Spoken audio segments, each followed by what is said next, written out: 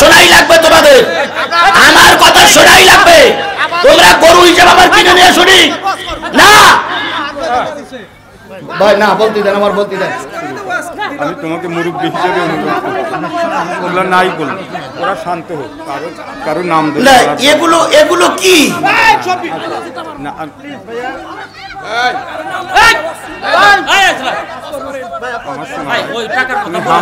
তুমি আপনি হাম ছানাটা কয়ে চলে যান, হাম ছানাটা কয়ে চলে যান। কি বললো শোলেও জুতো মারবে।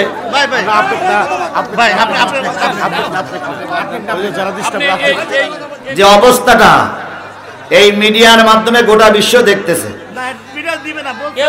গোটা বিশ্ব দেখতেছে, এইটাই মিডিয়া দেবে। কারণ কেন দেবে না?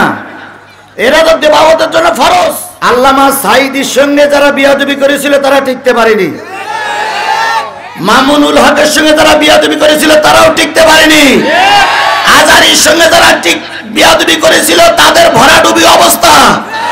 যে যা করতেছো সাদা কাগজে লিখে রাখো, একটা মানুষকে বাড়ি এনে যা করলে এটা সাদা কাগজে লিখে রাখো, একালে না হলো পরকালে বলা যাবে। আবার মাঝে মাঝে ওরা ভালো সাজে, দরবেশ সাজে, মাঝে মাঝে টুপি মাথায় দেয়, তবে টুপি আমাদের মতন মাথায় দেয় না, একটু কানাই মাথায় দেয়।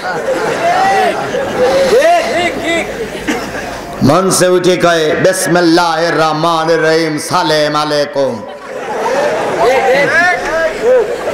এরাই হলো ধর্ম ব্যবসায়ী। এরা নির্বাচনের সময় টুপি পরে, এরা নির্বাচনের সময় পাঞ্জাবি পরে, এরা নির্বাচনের সময় হাজির রুমাল মাথা ঘাড়ে দেয়, এরা নির্বাচনের সময় তসবিহ হাতে দেয়, নির্বাচন চলে গেলে সাপ ফেলাই দিয়ে এরা ইসলামের চূড়ান্ত দুশমন হয়।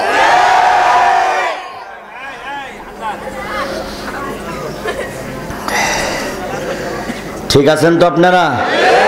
কোনো সমস্যা?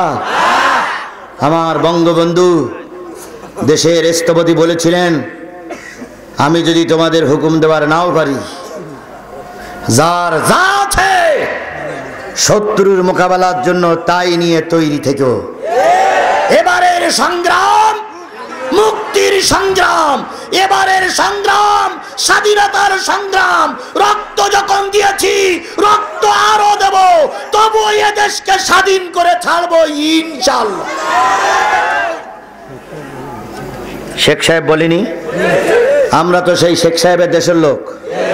তাহলে শেখ সাহেবের সেই কথাটা মনে রেখেন, আমি যদি হুকুম দেওয়ার নাও পারি, যার যা আছে তাই নিয়ে শত্রুর মোকাবেলা করবা। হয়তো আমি বলতে পারবো না ও ধরো, কিন্তু যদি শত্রু আসে, যার যা আছে তাই নিয়ে পারবেন তো আপনারা? পারবেন তো আপনারা?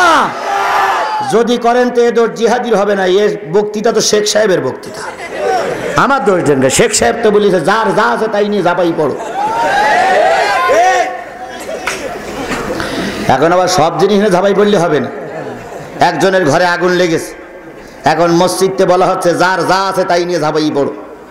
এখন একজনের হাতে ছিল তেলের ড্রাম, তো চিন্তা করলি ইমাম সাহেব যখন বলি যার যা আছে তাই নিয়ে ঝাঁপাই পড়ো, এখন ও নিয়ে গেছে তেল, মেরিয়েছে তেল, আগুন বাড়বে না কমবে?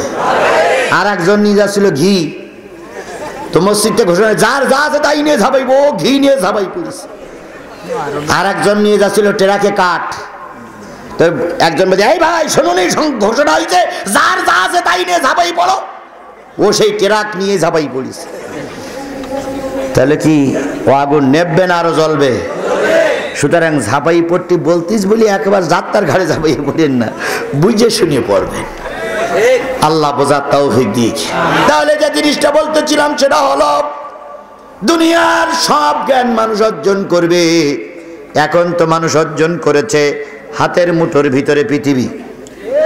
হাতের মুঠোর ভিতরে কি? ওই যে ভাইয়ের মুঠোর ভিতরে পৃথিবী। যদি বলেন হুজুর ও লোকের হাতের মুঠোর ভিতরে পৃথিবী আসলো কি করে? ওনার ভাই অথবা ছেলে থাকে আমেরিকায়, এখন বলতেছে বাজান তুই কি খাচ্ছিস আমি একটু দেখবো। এবার ছেলে ভিডিও কলে কল দিয়েছে, বাবাও ভিডিও কল অন করে ধরেছে, ছেলে কি খাচ্ছে আমেরিকায় বসে দেখা যাবে না? যাবে না? জোরে বলেন যাবে না? যাবে না? ছেলে বিমানবন্দরে উঠবে, বাপ মা বলতেছে বাজান তুই যে বিমানে উঠতেছিস আমার একটু দেখা। ছেলে ভিডিও কলে দেখতেছে আমেরিকার থেকে বাংলাদেশের বিমানে উঠতেছে, তাহলে আমেরিকায় বিমান চলতেছে, এখানে বসে দেখা গেল আর এই যে স্যাটেলাইটের মাধ্যমে সেগুলো সম্প্রচার করতেছে। গোটা পৃথিবী এখন হাতের মুঠোর ভিতরে এসে গেছে। এই যুবক, খেলা হচ্ছে কোথায়? কাতার। আর তোমরা এখানে বসে দেখতেছো লাথি মেরেছে, তীর পাটান দিয়ে পড়েছে, তোমরা দেখেছো অফসাইড হয়েছে, এখন রেফারি ধরতে পারিনি, তোমরা এখান থেকে বলছো অফসাইড, অফসাইড, মার লাথি। এখন পাশে ছিল এক মুরব্বী, তার গায়ে লেগেছে লাথি। তা বলতেছে এই খোকা কি লাথি মারলি কেন? আমি তোমার লাথি মারিনি, বলে লাথি মারতে গিয়ে তোমার গায়ে লেগেছে। তাহলে ওখানে বল মারতেছি, এখানে আমি বসে দেখতেছি। এটা যদি পৃথিবীর আধুনিকতা হয়, আমেরিকা ওখানে বসে প্লেন পাঠাচ্ছে চাঁদে, রকেট পাঠাচ্ছে চাঁদে, রকেটের তেল ফুরিয়ে যাচ্ছে, রকেটের নাট ঢিলা হচ্ছে, রকেট ডাইনে যাবে কি বামে যাবে, রকেট নিজে যেতে পারছে না, এখান থেকে সব কন্ট্রোল করা হচ্ছে রিমোটের মাধ্যমে।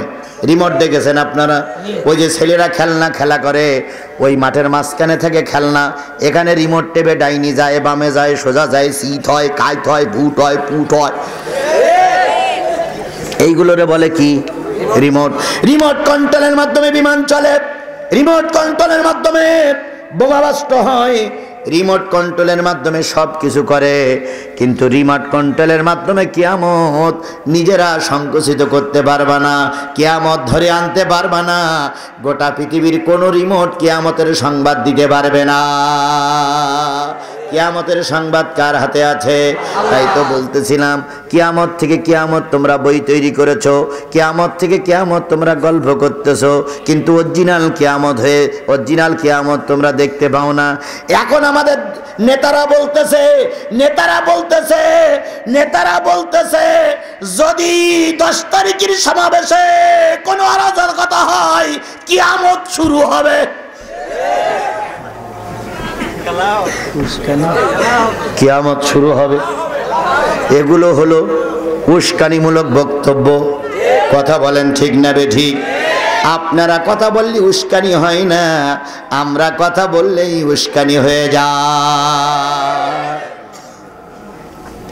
এই জন্য কিয়ামত একটা ভয়াবহ অবস্থা। কে জানে সংবাদ? 1 নম্বর পয়েন্ট এই পর্যন্ত শেষ। 2 নম্বর হচ্ছে ইন্নাল্লাহা ইনদাহু ইলমুস সাআ ওয়া ইউনাজ্জিলুল গায়স। আল্লাহ রাব্বুল আলামিন বললেন কবে কোথায় বৃষ্টি হবে, কোন মেঘে বৃষ্টি হবে, কখন বৃষ্টি হবে, কোন জমিনে বৃষ্টি হবে, আমি আল্লাহ ছাড়া আর পৃথিবীর কেউ জানে না। বলেন তো সব মেঘে কি বৃষ্টি হয়?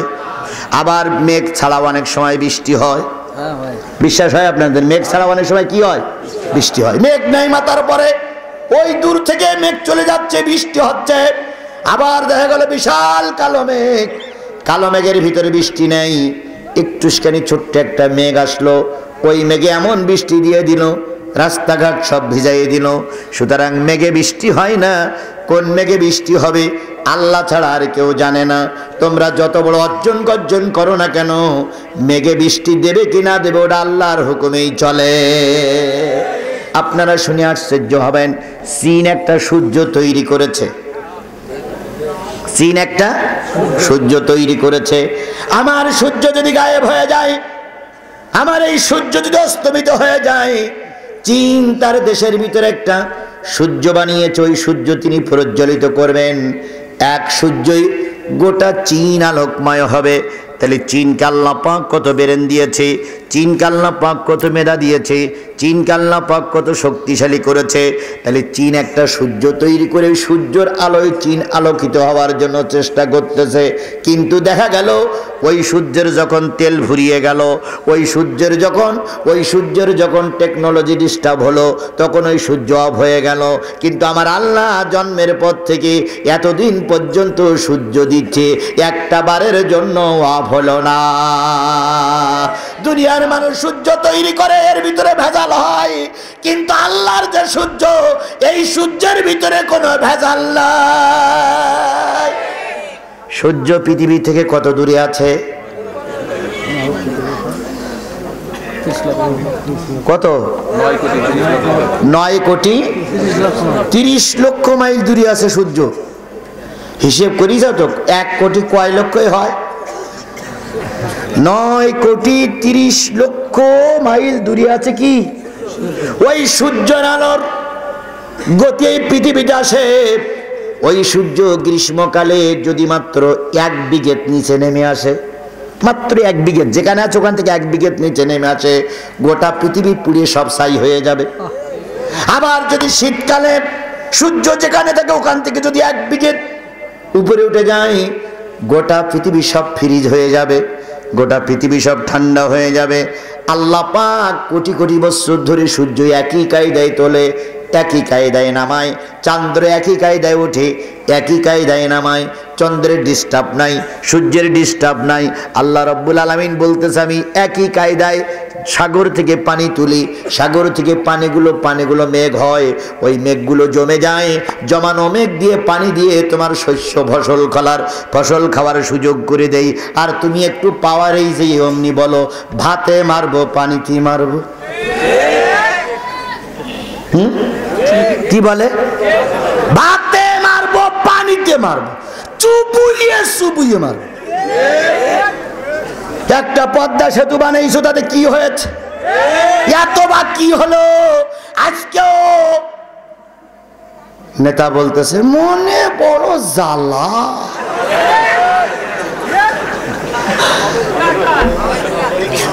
এক পদ্মা সেতু বানিয়েছ, 10,000 কোটি টাকা খরচ করার কথা ছিল, 40,000 কোটি টাকা খরচ করেছ, হয়ে গেছে পদ্মা সেতু। দক্ষিণবঙ্গের মানুষের উপকার হয়েছে, আমরা সাধুবাদ জানাই।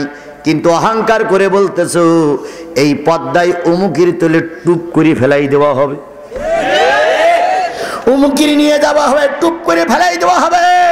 আল্লাহ ওই শব্দটা যদি কবুল করে, হয়তো আল্লাহ ঘুরাইয়ে ফিরাইয়ে ওই জায়গা থেকে তোমাকে একদিন টুপ করে ফেলাই দিতে পারে। পারে আল্লাহ, পারে পারে। আবু জেহেল কুয়া কেটেছিল কাকে মারার জন্য? রাসূলকে মারার জন্য। কুয়া কেটে রসুলের সামিয়ানা তৈরি করে দিল, ছাদ তৈরি করে দিল। রসুলকে দাওয়াত করা হলো, রসুল দাওয়াত খেতে আসবে, আর আবু জেহেলের বাহিনী চারিপাশে অপেক্ষা করতেছে হুজুর আসবে, গর্তেই পড়বে, হুজুরকে মারবো, গর্ত করেছি আমি, এখানেই ফেলাই মারবো। এই হলো তার টার্গেট। ভালো করে বুঝেন, তার টার্গেট কুয়া তৈরি করেছি আমি, লোকজন আমার, পুলিশ আমার, র্যাব আমার, সেনাবাহিনী আমার, এই গর্তে ফেলাই নবীকে মারবো।